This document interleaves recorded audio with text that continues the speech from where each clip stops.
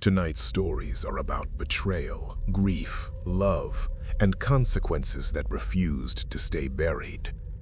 Across Japan, certain ghost stories have endured for centuries, not because they are frightening in the traditional sense, but because they feel uncomfortably human. Welcome to Edenfold.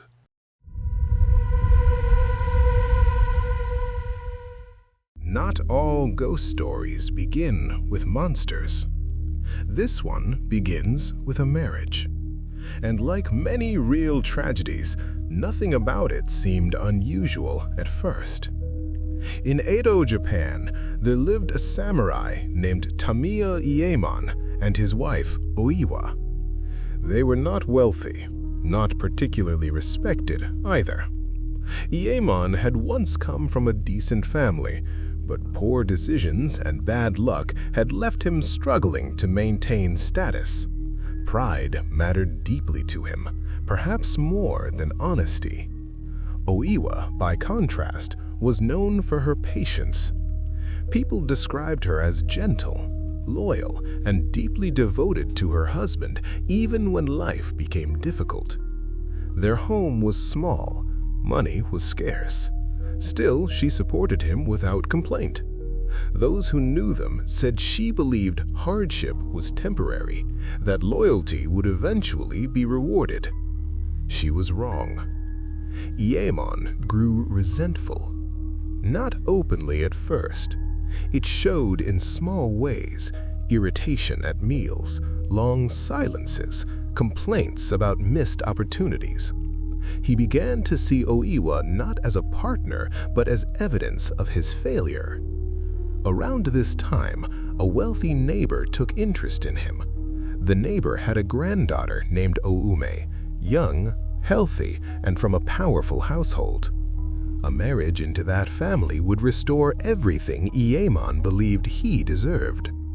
There was only one obstacle: Oiwa. Divorce would shame him, but widowhood would solve everything. According to the story, Iemon agreed to a quiet plan. Oiwa was given medicine, supposedly to help her recover from illness after childbirth. Instead, it was poison. Not enough to kill her quickly, just enough to weaken her. Day by day, the poison changed her body. Her hair began to fall out. Her skin grew pale and swollen. One side of her face sagged unnaturally, as if her muscles no longer remembered how to hold themselves together. She did not understand what was happening. She only knew her husband stopped looking at her.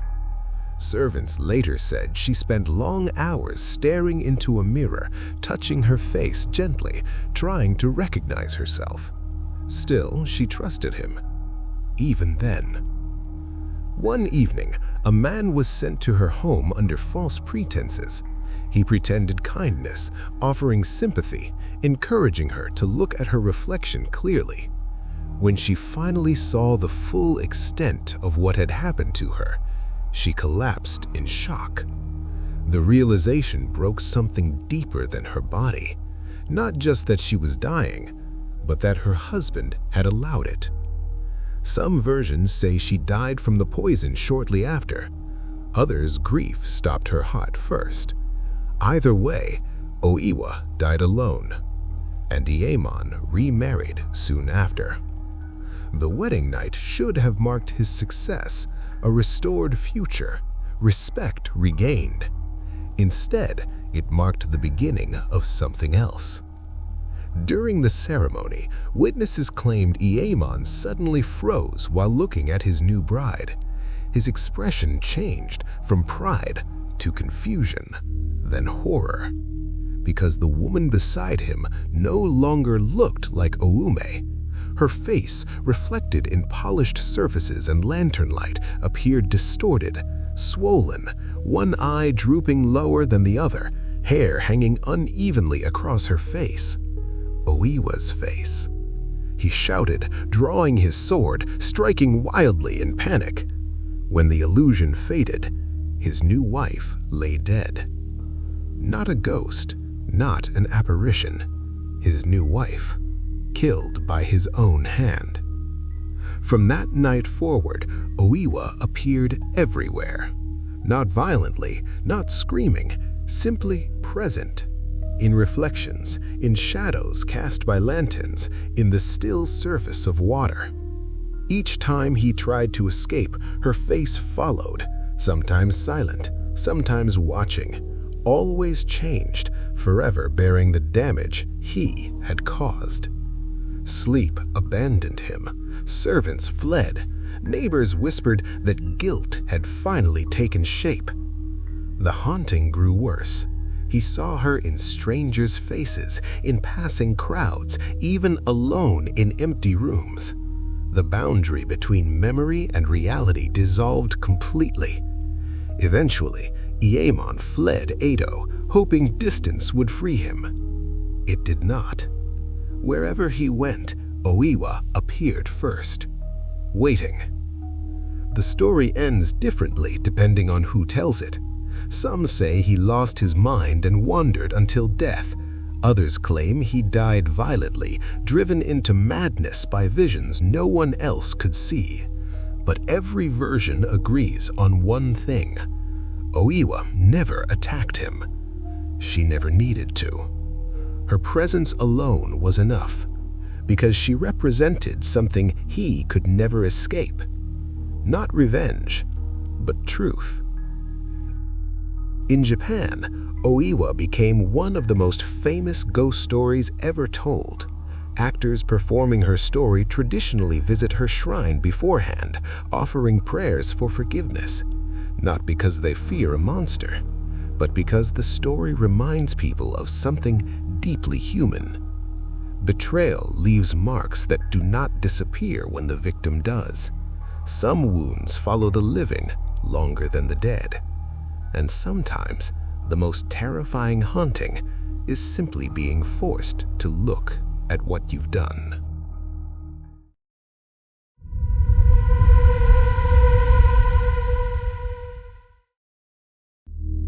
There are ghost stories meant to frighten people. And then there are stories that feel more like warnings. The story of Otsuyu belongs to the second kind. It is not loud. It is not violent. It is quiet enough that, at first, it almost sounds like a love story. Almost. Long ago, in Edo, what we now call Tokyo, there lived a young samurai named Hagiwara Shinzaburo. He was not particularly famous or powerful. By most accounts, he lived simply and kept mostly to himself. People described him as gentle, even shy.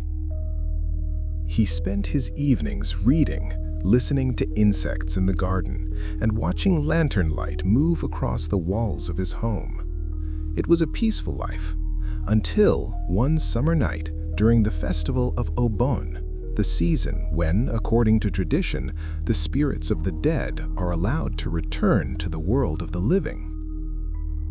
That evening, as lanterns glowed along the streets and distant music drifted through the warm air, Shinzaburo heard a soft knock at his gate. When he opened it, he saw a young woman standing outside. She wore a pale kimono and carried a lantern that cast gentle light across her face. Her name, she said, was Otsuyu. Beside her stood a servant girl holding another lantern. Otsuyu explained that she had once seen him in passing and wished to speak with him properly. Her voice was calm, polite, almost hesitant. Shinzaburo invited her inside. They talked late into the night, about poetry, about seasons, about small memories most people would consider unimportant. When she left, he realized he had not felt lonely once during her visit. The next night, she returned, and the night after that. Soon, her visits became expected. He waited for the knock each evening, listening for it with growing anticipation. Neighbors began noticing lantern light in his house long after midnight. Some servants claimed they saw a woman entering the property nightly. Others said they never saw her leave. But Shinzaburo did not question it. He had fallen deeply in love. Weeks passed. Then, one afternoon, an elderly neighbor approached him quietly. The man hesitated before speaking, as if unsure whether he should interfere. Finally, he asked a strange question. "Who visits you at night?" Shinzaburo answered honestly. The old man's face drained of color. He told Shinzaburo that the woman he described sounded exactly like Otsuyu, the daughter of a nearby family, a young woman who had died months earlier, buried after a sudden illness. At first, Shinzaburo laughed politely, but the neighbor insisted. He urged him to visit the cemetery. Reluctantly, he agreed. Together, they walked among weathered grave markers until the old man stopped before one stone. The name carved into it read, Otsuyu. Fresh flowers rested at its base. The soil was undisturbed. Shinzaburo felt the world tilt slightly beneath him. He returned home shaken, telling himself there must be some mistake. That night, he waited. Part of him hoped she would not come, but when the knock sounded, relief flooded him anyway. He opened the gate. Otsuyu stood there smiling gently, lantern glowing in the dark, exactly as always. And he said nothing about the grave. From that night forward, his health began to change. Servants noticed he grew pale, thin, exhausted. He slept during the day and waited only for nightfall. Each visit seemed to drain something from him, though he himself claimed he had never been happier. The neighbor, frightened by what he suspected, sought help from a priest. The priest listened carefully, then gave Shinzaburo protective charms and instructed him to hang them around his house to keep spirits away. Reluctantly, he obeyed.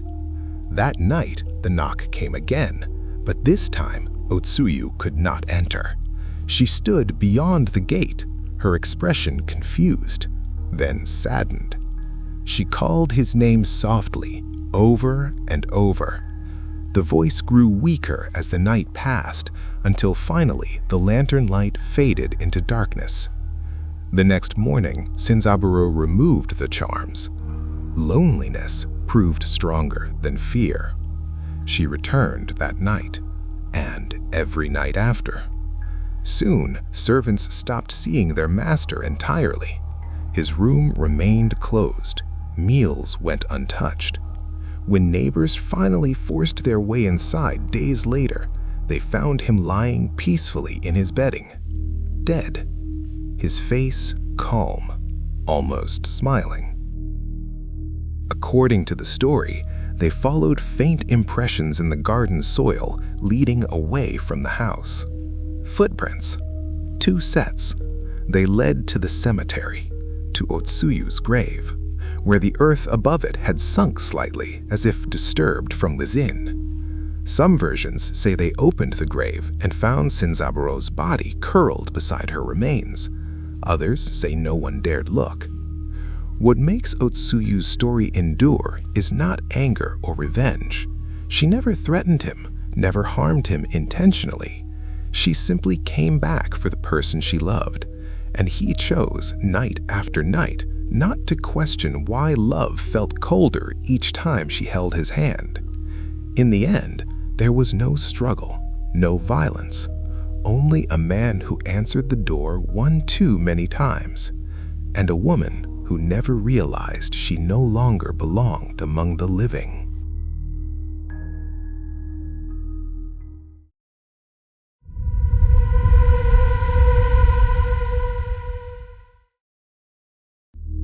There are some stories in Japan that people don't tell loudly, not because they aren't famous, but because they feel personal, like something that still belongs to the place where it happened.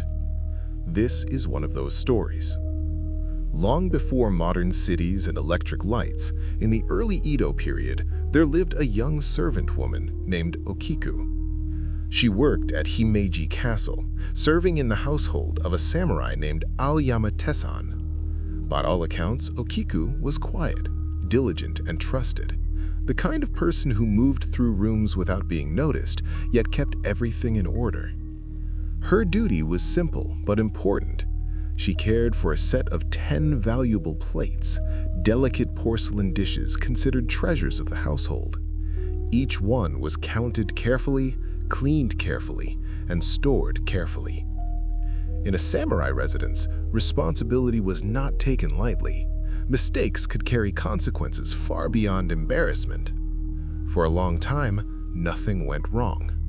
Until one evening, when the plates were counted. One was missing. At first, Okiku believed she had miscounted. She checked again. 9. She searched the storage room, the kitchen, the corridors, every place she had walked that day. Still 9. When Lord Aoyama learned of the missing plate, he summoned her immediately.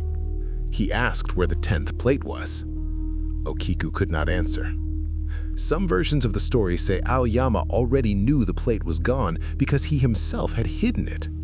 Others say he suspected theft immediately. What is agreed upon is this. He accused her. And in that time, accusation alone was dangerous.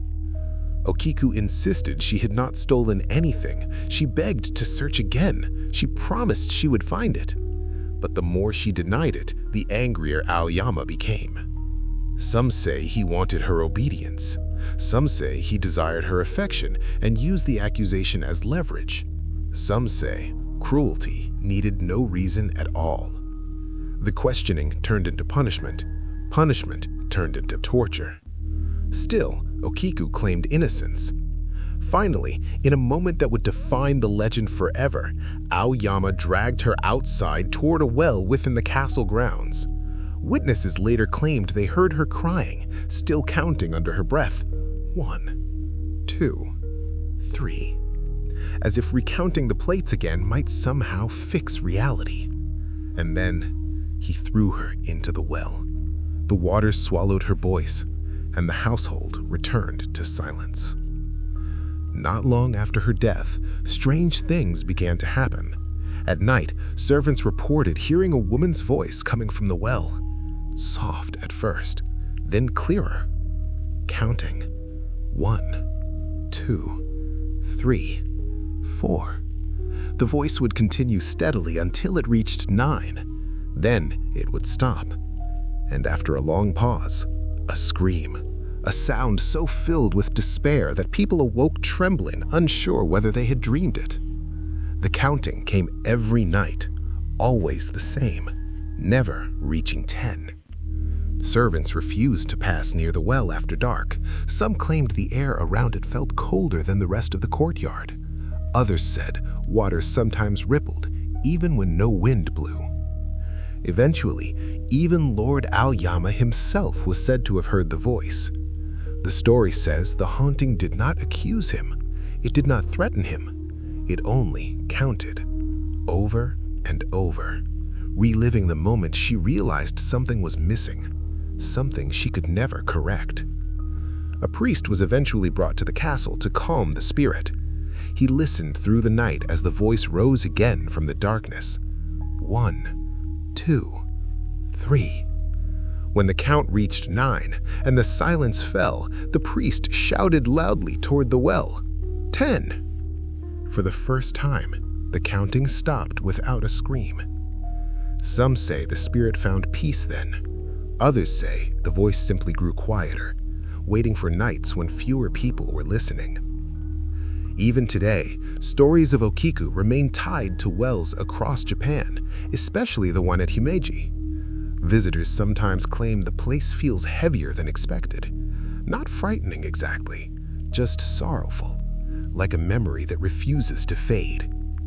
Because what makes Okiku's story endure is not rage or revenge. It is repetition. A person trapped in the final moment of injustice, a mistake she never made, a count she could never finish. And somewhere, if the old stories are to be believed, a voice still searching for the missing plate, still hoping somehow to reach 10.